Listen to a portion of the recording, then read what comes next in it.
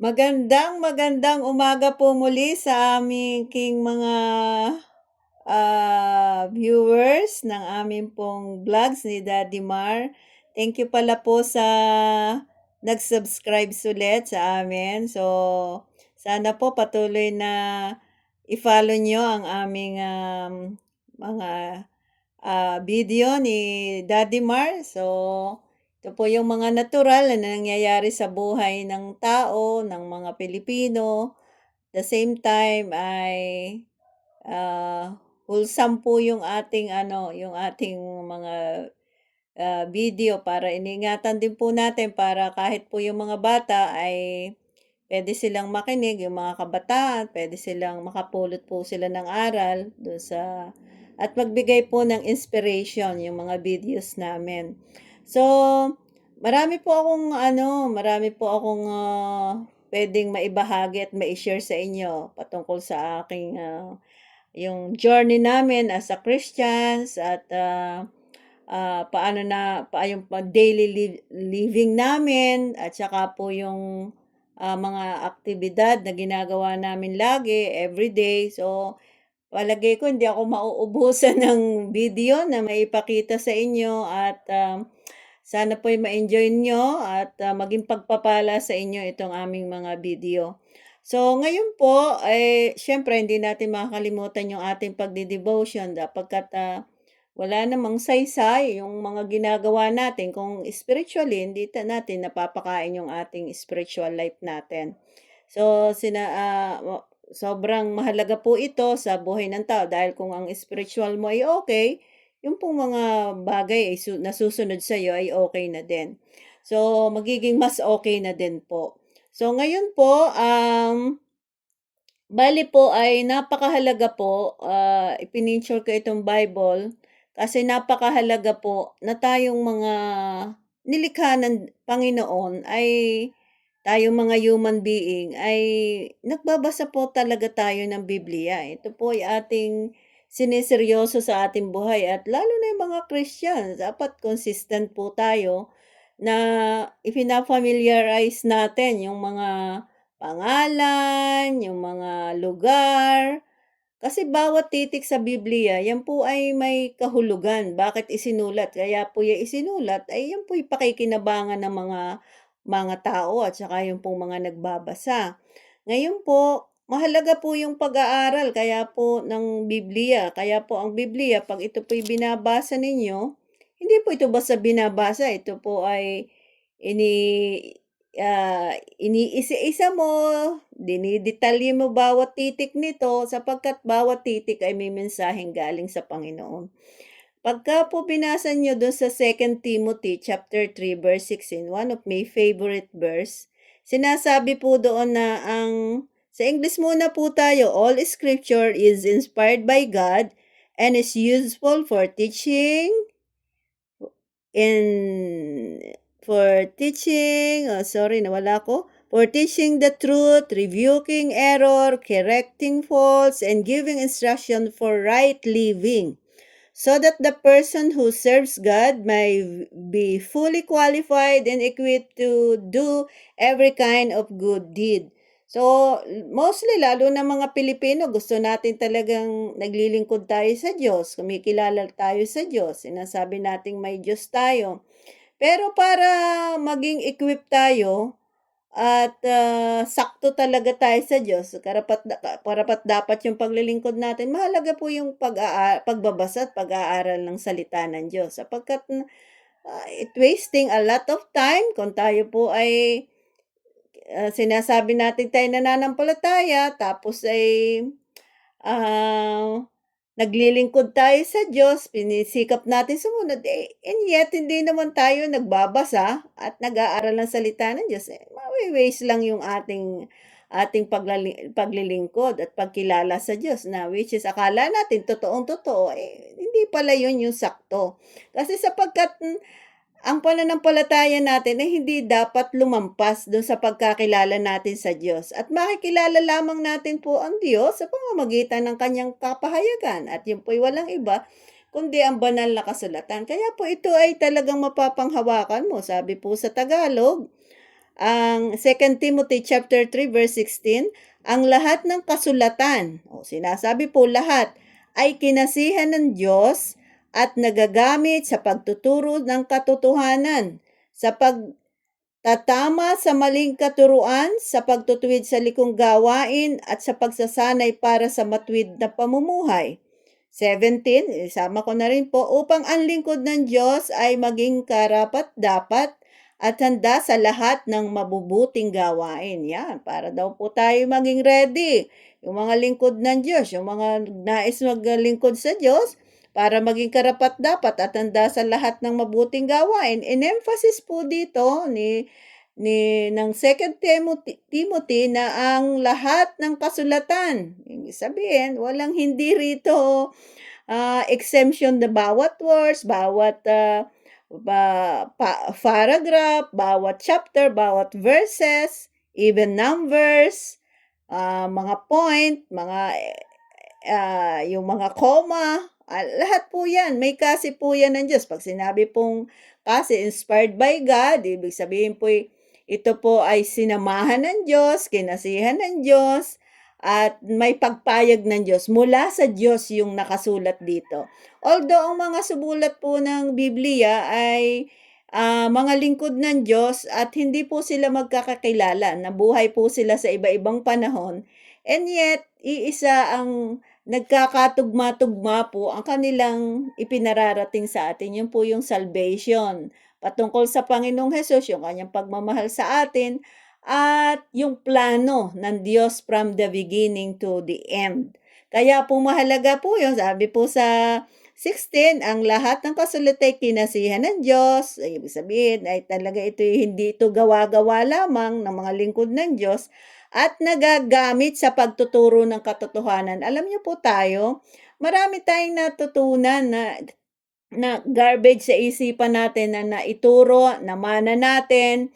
Una, siyempre, ang una nating mag-i-impress sa atin kung may mga mistake, yung ating family. Kung anong naturo sa kanila, sila ding natuturo sa atin. So, and then paglabas mo sa pamilya, yung community, yung paaralan, at yung gobyerno, yan. So, marami po tayong mga dapat kumbaga basura na tatanggalin lahat 'yan. Kaya po mahalaga po ay ayan, sabi diyan ay nagagamit sa pagtuturo ng katotohanan. Marami po ngayon na nagtuturo kahit na nagki-claim sila mga Christian at minsan ngay mga lingkod pa ng Diyos, ay minsan ay meron pong ang pagtuturo nila ay questionable at minsan ay hindi po sakto doon sa talagang layunin ng Diyos. Kaya po mahalaga po, nag-aaral po tayo para alam natin na pagka kasi po kayo ay naunawaan ninyo ang Biblia, alam na po ninyo pagka merong something wrong sa nagtuturo na medyo mali yung pagkaturo niya. Kaya hindi po tayo bumabase sa YouTube, talagang direkta po tayo mag-aaral ng salita ng Diyos at ito po ay atin po itong pinag-aaralang mabuti. Kami po as a JFCM, Jesus First Christian Ministry, doon po kami belong si Daddy Mar, ay talaga pong minsan ang Biblia po, minsan yung lalo po yung interpretation sa Tagalog, kahit doon sa English, lalo po sa Tagalog, minsan ay hindi may kaunting kulang doon sa kung ano talaga yung pagka-explain. Kaya po, kalimitan, bumabalik po kami doon sa original na sulat na Hebrew, sa Hebrew para lalo pong doon madidetalye kung minsan kung yung parang 90 lang ang pagkasabi, 100 naman doon sa original na pagkasulat. Kaya po marami din kaming ini-adjust na dati akala namin gano'n, hindi pala gano'n. So, po mahalaga po yung pag-aaral dahil doon po ninyo malalaman, ay mali pala yung pagkaintindi ko, dapat pala ganun pala yun. So, ang Biblia, talaga po ito ay inaaral, kanino isinulat, saan isinulat, kailan sinulat, sino ang pinatutungkulan nito, at halimbawa, nagbasa po tayo sa isang verses o 2 verses sa 3, o sa isang chapter. Minsan, kailangan mong balikan yung naunang chapter para maunawaan mo bakit sinabi yun dun sa susunod na chapter. Kaya mahalaga po yun, it's a training, it's a regular study the Word of God.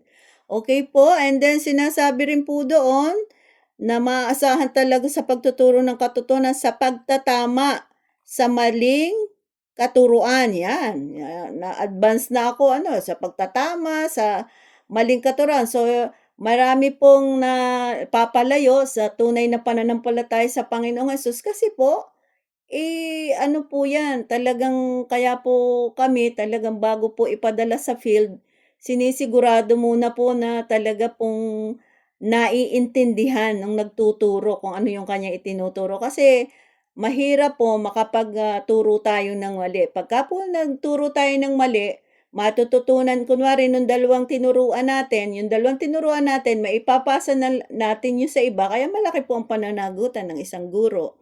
So, mahalaga po 'yon, yung pagtuturo ito pong salita ng Diyos ay tayo ay itatama sa maling katuruan. Ito po ay sapagkat ang salita ng Diyos ay, galing sa Diyos at siya nakakaunawa kung ano ang totoo at kung anong hindi. Para sa matuwid na pamumuhay, ayan, para din po tayo para po tayo ay sa matuwid na pamumuhay, mahalaga po 'yon.